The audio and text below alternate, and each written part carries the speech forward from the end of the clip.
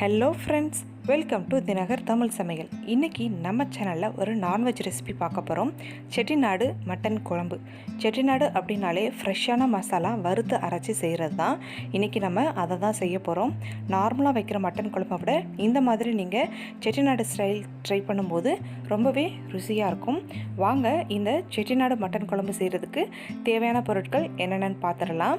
செட்டிநாடு மசாலாவுக்கு 2 கிராம்பு, 1 ஏலக்காய், 1 அன்னாச்சி பூ, 3 பட்டை, 2 டேபிள் ஸ்பூன் மல்லி, 1 டேபிள் ஸ்பூன் ஜீரகம், 1 டேபிள் ஸ்பூன் மிளகு, 1/2 டேபிள் ஸ்பூன் சோம்பு, 1/2 டேபிள் ஸ்பூன் கசகசா, 2 வரமிளகாய் எடுத்து வச்சுருக்கேன். கூடவே 10 முந்திரி பருப்பு, 1/4 முடி தேங்காயை சின்னதாக கட் பண்ணி வச்சுக்கோங்க. கருவேப்பிலை. தாளிக்கிறதுக்காக நான் தனியாக எடுத்து வச்சுருக்க பொருட்கள்: 1 ஏலக்காய், 2 கிராம்பு, கொஞ்சமாக கல்பாசி, 3 பட்டை, 1 பிரியாணி இலை, 1 அன்னாச்சி பூ, 20 சின்ன வெங்காயம், 2 தக்காளி, 1 டேபிள் ஸ்பூன் இஞ்சி பூண்டு விழுது, தேவையான அளவு உப்பு, 2 டேபிள் ஸ்பூன் எண்ணெய், 1 டீஸ்பூன் மிளகை நல்லா இடித்து எடுத்து வச்சுக்கோங்க. இந்த மட்டன் குழம்புக்கு நான் 1/2 கிலோ மட்டன் எடுத்து 4லேருந்து 5 விசில் விட்டு அரை கடலை நான் வேக வச்சு எடுத்து வச்சுருக்கேன். நீங்கள் டைரெக்டாக சேர்க்குறதா இருந்து சேர்த்துக்கலாம். இப்போ வாங்க எப்படி செய்கிறதுன்னு பார்க்கலாம். ஃபஸ்ட்டு நம்ம செட்டிநாடு மசாலா ஃப்ரெஷ்ஷாக அரைச்சி எடுத்துக்கலாம். அதுக்காக நான் ஒரு கடாயில் கொஞ்சமாக எண்ணெய் சேர்த்துட்டு, எண்ணெய் நல்லா சூடானதும் எடுத்து வச்சுருக்க கிராம்பு, ஏலக்காய், அன்னாச்சிப்பூ, பட்டை, சோம்பு, மிளகு, ஜீரகம், மல்லி, இந்த பொருட்கள் எல்லாம் சேர்த்து எண்ணெயில் நல்லா வறுத்து இடுங்க. நீங்கள் மசாலா பொருட்களை வறுத்து விடும்போதே ரொம்ப மணமாக இருக்கும். மசாலா பொருட்கள் நல்லா வறுத்துட்ருக்கும் போது ஜீரகம், மிளகு, மல்லி, சோம்பு இது எல்லாமே எண்ணெயில் வெடிக்க ஆரம்பிக்கும். அந்த ஸ்டேஜில் நம்ம எடுத்து வச்சுருக்க கருவேப்பிலையை கொஞ்சமாக நம்ம சேர்த்துக்கலாம். கருவேப்பிலை எண்ணெயில் கொஞ்சம் நல்லா வதங்க விட்டுருங்க. நல்லா பார்த்தீங்கன்னா தெரியும், நான் இந்த மசாலா பொருட்கள் வறுத்துட்ருக்கும் போது எல்லா இன்க்ரீடியன்ட்ஸும் நல்லா வெடித்து வரும் பாருங்கள். எண்ணெயில் நல்லா பொரிஞ்சிட்ருக்கு. இப்போது வரமிளகா சேர்த்துக்கலாம். 2 வரமிளகா மட்டும்தான் நான் சேர்த்துக்க போகிறேன். ஏன் அப்படின்னா, நான் யூஸ் பண்ணுற வரமிளகா ரொம்ப காரமாக இருக்கும்.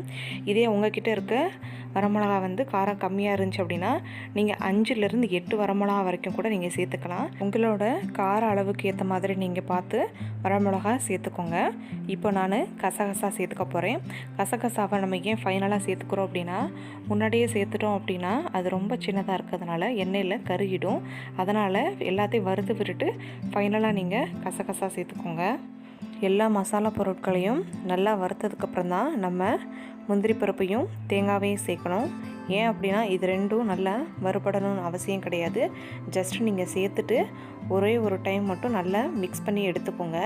அவ்வளோதான், நம்மளோட செட்டிநாடு மசாலா ரெடி ஆயிடுச்சு. ஃப்ரெஷ்ஷான மசாலா. இந்த மாதிரி நீங்கள் அரைச்சி செய்யும்போது ரியலாக சொல்கிறேன், மட்டன் குழம்பு ரொம்ப டேஸ்டியாக இருக்கும்.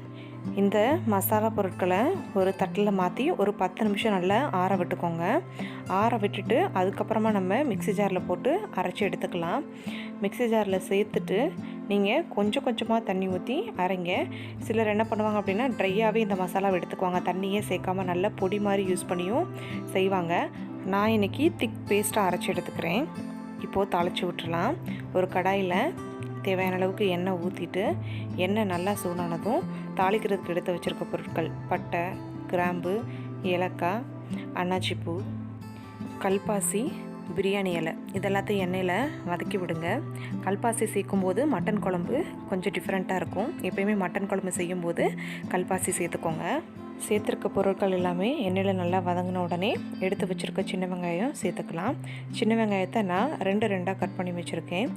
எந்த ஒரு நான்வெஜ் ரெசிபியாக இருந்தாலுமே நீங்கள் சின்ன வெங்காயம் சேர்த்து செய்யும்போது டேஸ்ட் நல்லா இருக்கும். இப்போது நான் வெங்காயம் வதங்கணுன்றதுக்காக கொஞ்சமாக கல்லுப்பு சேர்த்துக்கிறேன். கல்லுப்பு சேர்த்துட்டு அதையும் நல்லா வதக்கி விடுங்க. வெங்காயம் எவ்வளவுக்கு எவ்வளோ நம்ம நல்லா வதக்கி விட்டுறோமோ அந்தளவுக்கு நம்ம செய்கிற ரெசிபி நல்லா கிடைக்கும். இப்போது வெங்காயம் கொஞ்சம் நல்லாவே வதங்க ஆரம்பிச்சிருச்சு.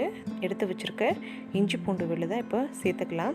எப்போயுமே இஞ்சி பூண்டு விழுதை வெங்காயம் சேர்த்த உடனே சேர்த்துடுங்க. தக்காளி சேர்த்துட்டு சிலர் இஞ்சி பூண்டு விழுது சேர்ப்பாங்க. அப்படி சேர்த்திங்க அப்படின்னா இஞ்சி பூண்டோட பச்சை வாசனை போகவே போகாது. அதனால் எப்போயுமே இந்த மாதிரி செய்யுங்க. நல்லா வதங்கிடுச்சு வெங்காயமும் இஞ்சி பூண்டு விழுதும். எண்ணெய் நல்லா பிரிஞ்சு வந்துட்டுருக்கு. இப்போது தக்காளி சேர்த்துக்கலாம். தக்காளியையும் நல்லா வதக்கி விடுங்க. நம்ம சேர்த்துருக்க வெங்காயம், தக்காளி, இஞ்சி பூண்டு விழுது இது எல்லாமே நல்லா வதக்கி வரணும். நல்லா இந்த மாதிரி வதக்கி எடுத்துக்கோங்க. பார்த்தாலே தெரியும், எண்ணெய் லைட்டாக வெளில பிரிஞ்சு வந்துட்டுருக்கும். இதுதான் நல்லா வதங்கினதுக்கு அர்த்தம். இப்போ நான் அரைச்சி வச்சுருக்க பேஸ்ட்டை சேர்த்துக்கிறேன். கொஞ்சமாக லைட்டாக தண்ணியாக தான் நான் சேர்த்துக்கிறேன். நீங்கள் மசாலா பவுடர் மாதிரி கூட சேர்த்து செய்யலாம், அந்த டேஸ்ட்டும் நல்லா தான் இருக்கும். நான் இதை சேர்த்துட்டு ஒரு தடவை நல்லா கிளறி விட்டுக்கோங்க. நம்ம ஃப்ரெஷ்ஷான மசாலா சேர்க்குறதுனால ஃபஸ்ட்டு இந்த கிரேவி நல்லா கொதி வரட்டும். அந்த மசாலா ஸ்மெல் எல்லாமே போனதுக்கப்புறம் நம்ம மட்டன் சேர்த்துக்கலாம். சேர்த்துருக்க பேஸ்ட்டு நல்லா கெட்டியாக இருக்கிறதுனால நான் கொஞ்சமாக தண்ணி சேர்த்துக்கிறேன். இந்த மாதிரி நீங்களும் சேர்த்துக்கோங்க. சேர்த்துட்டு இதை ஒரு 10 நிமிஷம் நல்லா கொதிக்க விடலாம். 10 நிமிஷத்துக்கு அப்புறம் பார்த்தோம் அப்படின்னா மசாலாவோட ராஸ்மல் எல்லாமே போயிடுச்சு, நல்லா கொதி வந்துட்டுருக்கு. இப்போ நம்ம எடுத்து வச்சுருக்க மட்டனை சேர்த்துக்கலாம். மட்டன் சேர்த்துட்டு நல்லா மிக்ஸ் பண்ணி விடுங்க. நான் இந்த மட்டனை ஆல்ரெடி 4லேருந்து 5 விசில் வேக விட்டு வச்சுருக்கேன். பட் ஃபுல்லாக வேக வைக்கல. நீங்கள் ஃப்ரெஷ்ஷான மட்டன் பீசஸும் சேர்த்து செய்யலாம், பட் கொஞ்சம் டைம் எடுத்துக்கிறோம். அவ்வளோதான். என்கிட்ட பேலன்ஸ் இருந்த சூப் வாட்டரை நான் இதில் சேர்த்துக்கிட்டு கொஞ்சம் மட்டும் தண்ணி சேர்த்துக்கிறேன். கிரேவி பதத்தில் நான் செய்ய போகிறேன் இன்றைக்கி. இது ஒரு 20 நிமிஷம் நல்லா கொதித்து வேகட்டும். 20 நிமிஷத்துக்கு அப்புறம் நம்ம பார்த்தோம் அப்படின்னா ஓரத்தில் நல்லா எண்ணெய் பிரிஞ்சு வந்திருக்கு. செட்டிநாடு அப்படின்னாலே நம்ம இடித்து வச்சுருக்க பெப்பரை லாஸ்ட்டாக சேர்க்கணும். சேர்த்துட்டு நம்ம சர்வ் பண்ணிடலாம்.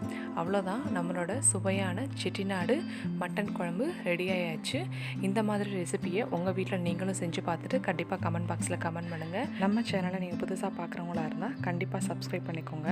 அண்ட் மறக்காமல் பக்கத்தில் இருக்க பெல் ஐக்கானை ப்ரெஸ் பண்ணிக்கோங்க. அப்போ தான் நான் போகிற ஒவ்வொரு வீடியோவும் உங்களுக்கு நோட்டிஃபிகேஷனாக வரும். நம்மளோட சேனலில் இருக்க வீடியோஸை உங்களோட ஃப்ரெண்ட்ஸுக்கு நீங்கள் ஷேர் பண்ணுங்கள். தேங்க்யூ.